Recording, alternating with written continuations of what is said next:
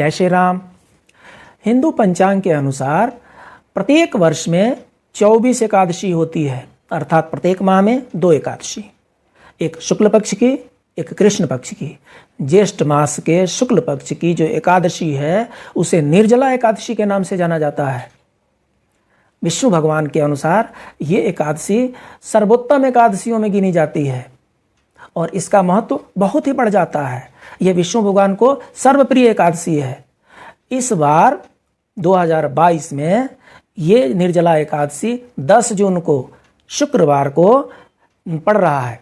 तो सुबह में 10 जून को शुक्रवार को सुबह 7:25 से ये एकादशी शुरू हो रही है और 11 जून को सुबह 5:45 पर समाप्त हो रही है। इसका मतलब ये हुआ कि 11 जून को सुबह में 5:50 के बाद से पारण किया जाएगा।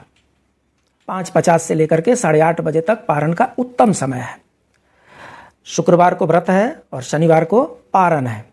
ये एकादशी बड़ी ही कठिन है। कठिन इसलिए है क्योंकि एक तो ये सूर्योदय से शुरू होती है और दूसरे दिन के सूर्योदय तक चलती है। दूसरी ये है कि ज्येष्ठ मास जो होता है गर्मी तपती धूप का महीना होता है, जिसमें आदमी को हर समय पानी की जरूरत पड़ती है और उस समय बिना पानी पिए हुए निर्जला एकादशी रखना है। आप कल्पना कीजिए कि ये निर्जला एकादशी अगर माघ में होता, पौष में होता, ठंडी का समय होता है, बिना पानी पिए भी काम चल जाता। लेकिन ये एकादशी ज्येष्ठ मास में है। ज्येष्ठ का मतलब सबसे बड़ा होता है, इस समय दिन बड़े होते हैं, तो ये ज्येष्ठ मास में है। ज्येष्ठ मास में पानी अत्यंत आवश्यक हो जाता है। सनातन धर्म में पूजा पाठ का एक रूप त्याग भी है।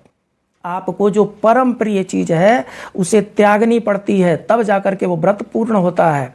और शायद इसीलिए ज्येष्ठ मास में जो परम प्रिय जल है उसको 24 घंटे के लिए त्याग दिया जाता है और इसलिए ये निर्जला एकादशी सर्वोत्तम एकादशी बन जाती है।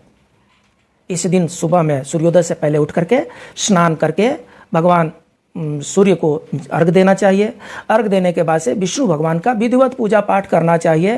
पीले वस्त्र पहनने हैं, एकादशी के दिन पीले रंग के वस्त्र पहनने हैं, पीले फूल चढ़ाने और सबसे जरूरी चीज़ ये है कि तुलसी पत्ता भी चढ़ाना है। ध्यान रहे एकादशी को तुलसी पत्ता नहीं तोड़ते हैं, इसलिए एक दिन पहले ही तुलसी पत्ते की व्यवस्था कर लेनी चाहिए और उसके बाद से एकादशी के दिन ये पूजा पाठ करना है।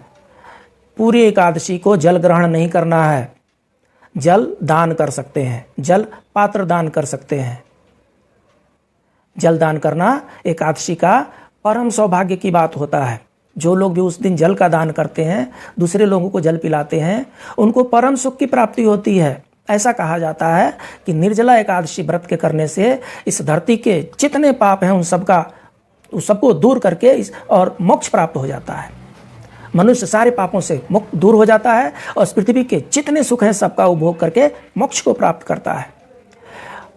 अब ये जो निर्जला एकादशी है इसको भीमसेनी एकादशी के नाम से भी जाना जाता है।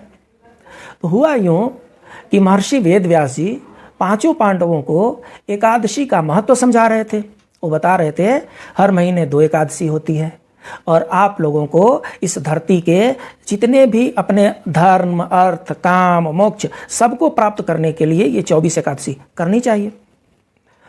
भीम महाराज से रहा नहीं गया। उन्होंने कहा, हे पितामह, आप तो कह रहे हैं कि प्रति पक्ष में एक व्रत रखना है, मतलब महीने में 2 व्रत और साल में 24 व्रत रखना है एकादशी का।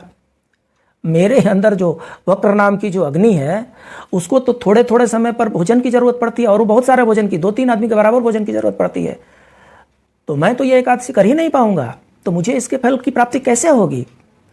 तब महर्षि वेदव्यास जी ने कहा, आप ऐसा करना, आप बाकी 23 एकादशी छोड़ सकते हैं, लेकिन ज्येष्ठ मास के शुक्ल पक्ष की जो निर्जला एकादशी है इसको करने से आपको पूरे 24 एकादशी का फल प्राप्त होगा। उसके बाद से बड़ी जतन करके और भीमसेन ने ये निर्जला एकादशी व्रत किया और तब से ये निर्जला एकादशी का नाम भीमसेनी एकादशी भी पड़ गया है। तो इस तरीके से इस बार 10 जून फ्राइडे शुक्रवार के दिन निर्जला एकादशी का व्रत रखना है और 11 जून शनिवार के दिन सुबह 6 बजे से लेकर 8:30 बजे तक पारण कर लेना है। जितने देर तक व्रत रखेंगे उतने देर तक भगवान विष्णु का ध्यान करना है। ओम नमो भगवते वासुदेवाय का जाप करना है और अपने विधि विधान से जो भी तरीके हो सकते हैं भगवान विष्णु का पूजन पाठ करना है। ध्यान ये रखना है कि सुबह स्नान वगैरह करके संकल्प जरूर लेना है अपने व्रत का। हे भगवान विष्णु, हम संकल्प ले रहे हैं कि निर्जला एकादशी का व्रत हम करने जा रहे हैं और आप इसको फलीभूत करें, इसको सफल बनाएं और इसको फलीभूत बनाएं। और इस तरीके से संकल्प करने के बाद से तब इस व्रत को प्रारंभ किया जाता है। कुछ सावधानियां भी हैं। कुछ लोग ऐसे भी हो सकते हैं जो बूढ़े हों, बच्चे हों, अस्वस्थ हों, उनसे भूख बर्दाश्त न होती हो।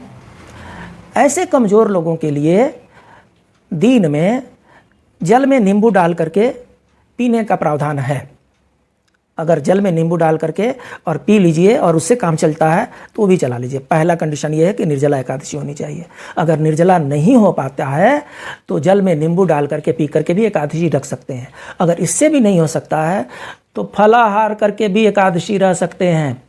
एकादशी के दिन किसी भी प्रकार का मांसाहार नहीं करना है, घर में किसी प्रकार का कोई आमिष भोजन नहीं करना है, मांस मछली प्याज लहसुन का यूज नहीं करना है। और सबको पता है एकादशी के दिन चावल ग्रहण नहीं करना है। इस बार प्रयास कीजिए और भगवान से प्रार्थना कीजिए कि वो आपकी निर्जला एकादशी सफल बनाए, पुण्यदायी बनाए। इस पृथ्वी के जितने सुख हैं सबका उपभोग करके अंत में मोक्ष के लिए हमें रास्ता दिखाएं। फिर मिलते हैं, तब तक के लिए जय श्री राम।